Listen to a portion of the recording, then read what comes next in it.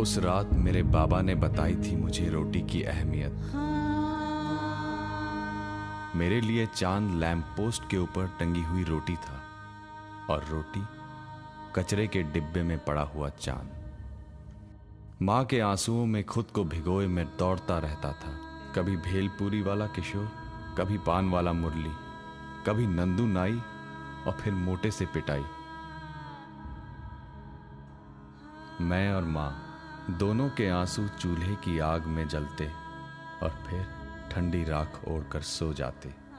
मैं फिर दौड़ता दौड़ता और शायद दौड़ता रहता। अब सब कुछ वैसा नहीं रहा।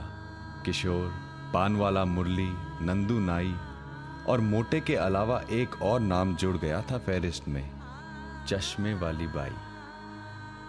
वो जब भी आती मोहल्ले के सब बच्चे अपनी चप्पल घसीटते, दौड़ते, चिल्लाते उसे घेर लेते। वो उन्हें खिलौने और रंगीन किताबें बांटती। उसके थैले का वो रंगीन संसार मुझे अपने पास बुलाता। एक दिन अपनी कनखियों से झांककर उसने मुझे बुलाया। उसके जादुई थैले में मेरे लिए उपहार था।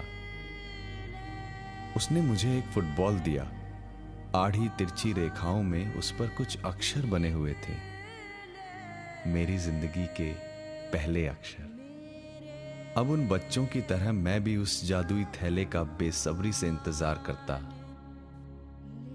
वो आती और हर बार कुछ किताबें देकर जाती। उन किताबों में बंदर, हाथी, हवाई जहाज, समुद्र वाला जहाज, चश्मे वाली बाई, नंदू नाई, मोटा भैंसा और वो सब था जो मेरे दौड़ते कदमों के नीचे आ सकता था।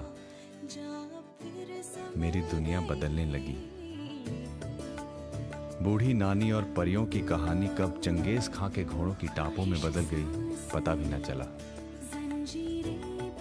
टापों के शोर में किताबों के पन्नों के बीच मैं फिर दौड़ने लगा।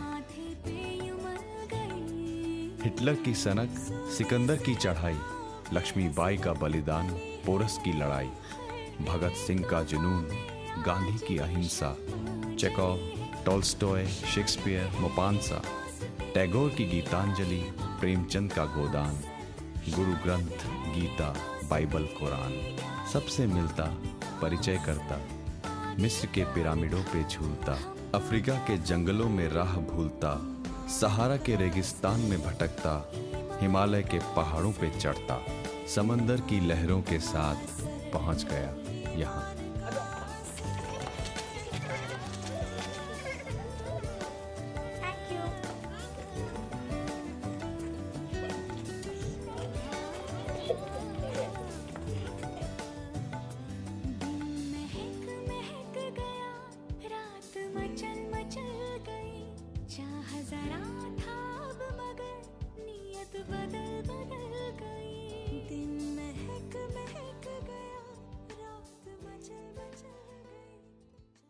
आज मेरे टेरेस से समंदर के ऊपर एक चांद नजर आता है।